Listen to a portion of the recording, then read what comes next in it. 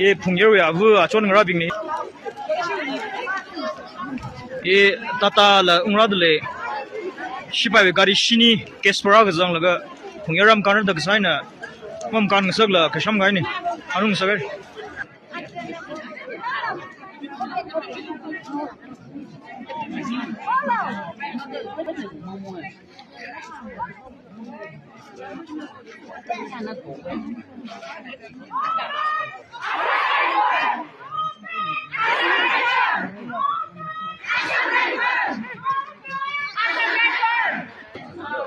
यारुरे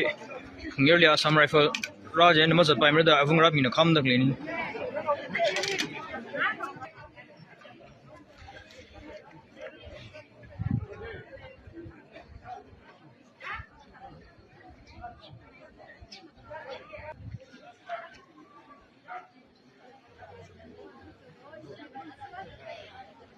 hi ping hi ni hi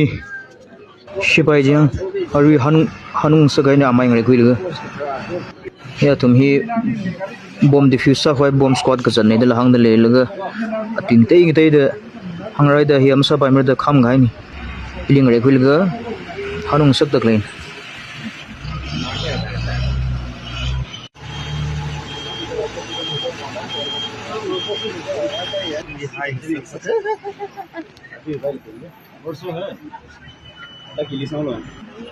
ये फुंगेर